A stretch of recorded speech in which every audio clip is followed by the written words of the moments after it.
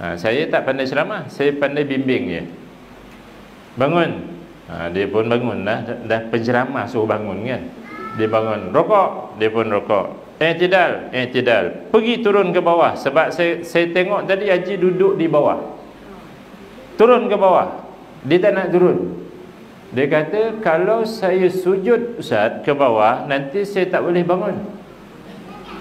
Dia kata, saya tak suruh bangun, saya suruh sujud je.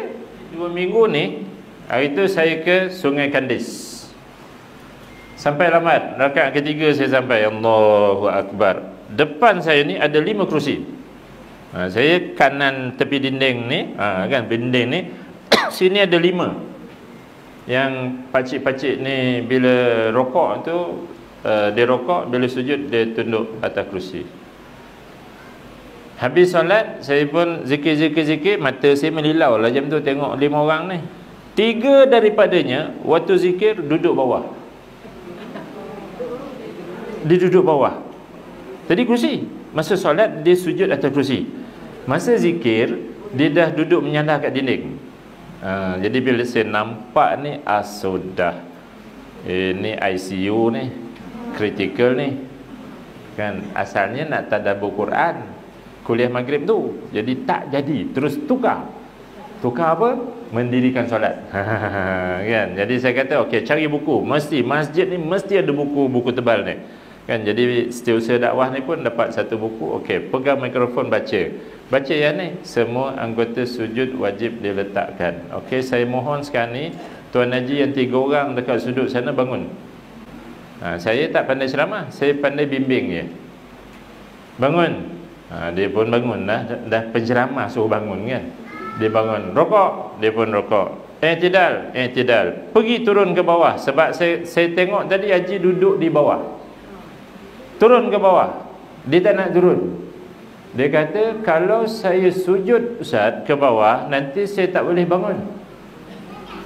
Dia kata, saya tak suruh bangun, saya suruh sujud je. Saya suruh sujud kan. Sujud. Dia pun turun lah. Orang tua-tua pun dah turun lutut dulu, semua turun tangan tu kan.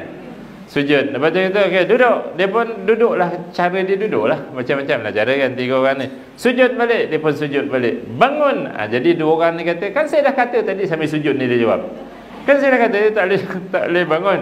Dia kata, tak apa, duduk je. Dia pun duduk. Lalu saya kata, kalau ini sifat tuan-tuan Haji, tadi maghrib ni, waktu maghrib belum habis lagi. Maghrib tadi solat tidak sah, kerana yang wajib tidak dibuat. Dia ada keuzuran tak sujud tadi? Tak ada, sebab dia boleh sujud.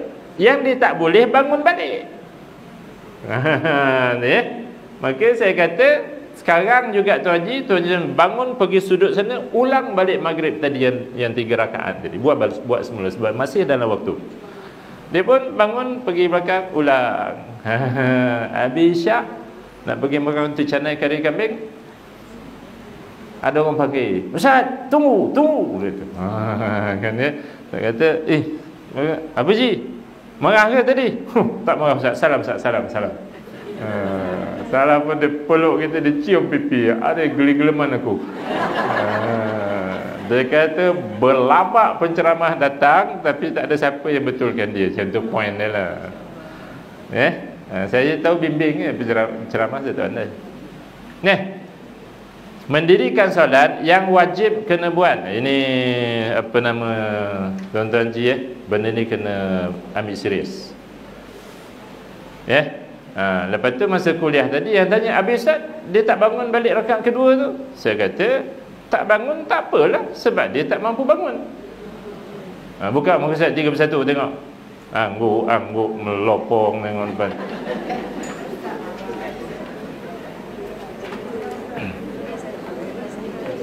Tiga satu. Baca. Rukun solat ketiga, berdiri ketika solat apa? Jadi nenek-nenek waktu solat sunat boleh duduk tak? Boleh. Kalau tanya boleh ke, jawapannya boleh. Tapi siapa solat duduk, solat sunat dia duduk. Tapi shopping komplek dia gaya 2 jam. Tu namanya muka tak malu. Kan, solat sunat dia duduk. Tapi shopping komplek ikut cucu merayau 2 jam. Faham ke tak faham tu?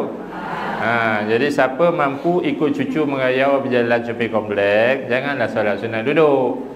Solatlah berdiri. Dia tak wajib tapi malu dengan Allah Ta'ala lah, kan ya? Baik. Lagi ketika solat fardu, bagi siapa yang wajib berdiri ni? Bagi yang mampu. Jadi orang ni tadi dia mampu tak berdiri? Dia tak. Yang tadi yang dia kata saya tak boleh nak bangun balik. Jadi dia mampu tak berdiri? Bila tak mampu dia wajib tak berdiri? Sujud wajib tak? Pandai. Maka kalau dia tunduk atas kerusi sujud untuk membolehkan dia berdiri, solatnya batal. Sebab dia tidak melakukan perbuatan yang wajib. Ini 2 minggu ni bila saya jumpa kat sana tu macam tu, saya rayau surau masjid, saya tengok ada 3-4 orang, sana ada 3 orang, surau ni ada 5-6 orang, ni ada 11 orang yang kerusi, semua saya semak balik. Isnin malam saya jumpa 11 orang satu masjid. Yang maghrib atas kerusi. Saya clearkan betul-betul. Ini wajib, ini tak mampu tak apa, jadi tak wajib. Solat isyak tinggal 2 orang Yang lain semua dah sujud bawah. Yalah dia duduk bersela, dia kaki ke depan sikit. Saya kata duduklah macam mana duduk sekalipun, solat kita akan sah. Buka 164. Cuba baca tengok perenggan nombor 2. Baca. Walau dan duduk-duduk lain dalam solat. Duduk lain tu termasuk duduk antara 2 sujud, duduk bagi orang yang tak mampu berdiri, maka solatnya sah. Jadi yang wajib ialah duduk. Bukannya yang patah lutut, tegak kaki, itu sunat. Yang punggung atas lantai, itu sunat. Yang wajibnya duduk. Inilah tuan-tuan perempuan, masalah ilmu. Sebab ramai sangat yang mengatakan wajib. Patah lutut, iftirash wajib. Ini masalah kelabu asap. Yang mana yang wajib ni? Jadi bila dah baca tempat-tempat 3-4 tempat tadi, so kita minta kawan-kawan kita surau masjid ni fikirlah elok. Yang kita buat tunduk atas kerusi batal ke sah? Fikirlah elok. Dan hukum solat sendiri. Jangan tunggu saya hukum, macam itulah. Maka solat isyak 2 saja yang atas kerusi. Yang 2 ni tahu siapa? Yang 2 ni tahu siapa? Yang lepas maghrib di balik rumah. Bila isyak dia datang balik. Ni yang 2 je.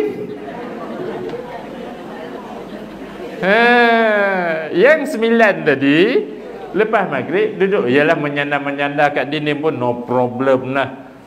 Sebab saya tahu sifat ahli syurga tu dia menyandar-menyandar dalam syurga. Jadi kat dunia dia menyandar tak apa masalah, kan? Tapi dia dengar faham dah tu.